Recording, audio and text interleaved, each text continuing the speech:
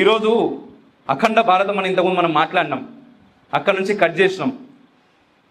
కట్టయి కొంత భారతదేశం ఇప్పుడు మిగిలింది. ఈ భారతదేశంలో ఎంతమంది ఉన్నారు? జనాభా ఎంత? 148 కోట్ల మంది ఉన్నారు. దాంట్లో యూత్ ఎంతమంది ఉన్నారు? దాదాపుగా 65% యూతే ఉన్నారు. బట్ ఈ దేశం ఇంతమంది 65% యూత్ ఒక్కసారి మన కాళ్ళపైన మనం నిలబడతాం, పక్కోడికి కాకుండా మన కోసం మనం పని చేద్దాం అనుకుంటే ఏమవుతుంది? ఈ దేశం నెంబర్ 1 పొజిషన్లో నిలబడుతుంది.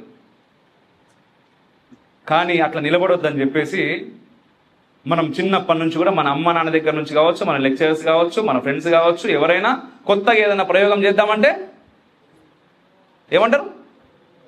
కొత్తగా నేను ఏదైనా కంపెనీ పెడతా, అరే కంపెనీ ఎందుకు రాబోయే, జాబ్ చేయి, చల్. ఫస్ట్ అది వస్తుంది అంటే సేఫ్ గేమ్. ఈ సేఫ్ గేమే ఆడుతుంటాం మనం.